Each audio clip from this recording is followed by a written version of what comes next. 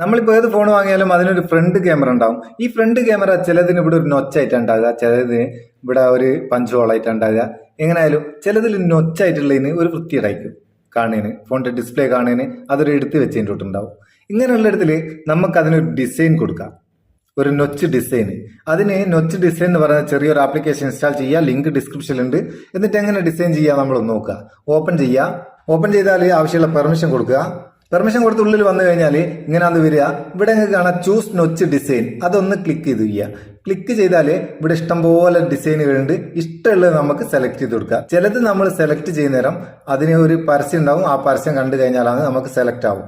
ഇത് ഞാൻ ജസ്റ്റ് ഒന്ന് കാണിച്ചു തരാൻ ഒന്ന് സെലക്ട് ചെയ്യുക. നമ്മളെ നൊച്ച് ഡിസൈൻ അവിടെ വന്ന് ഇനി നമുക്ക് അതിന്റെ വലിപ്പം കൂട്ടുകയും കുറയ്ക്കുകയൊക്കെ ചെയ്യാം.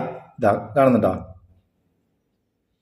വീതിയും കൂട്ടുകയും കുറയ്ക്കുകയൊക്കെ ചെയ്യുക, ഇഷ്ടമുള്ള രീതിയിൽ വെക്കാം. അതുപോലെ തന്നെ ചിലതിൽ സൈഡിൽ ആ ക്യാമറ ഉണ്ടെങ്കിൽ ആ സൈഡ് ഭാഗം പൊസിഷൻ അങ്ങോട്ടും ഇങ്ങോട്ടും മാറ്റി വെക്കാം, ഏത് പൊസിഷനിലാണ് വേണ്ടിയെന്ന് മാറ്റി വെക്കാം. അതുപോലെ ഇതിന്റെ കളറും നമുക്ക് ഇഷ്ടമുള്ള കളറിൽ ഇവിടെ ആക്കി വെക്കാം. അടിപൊളിയാണ്, ഫോണിന് നല്ലൊരു ലുക്കും കിട്ടും.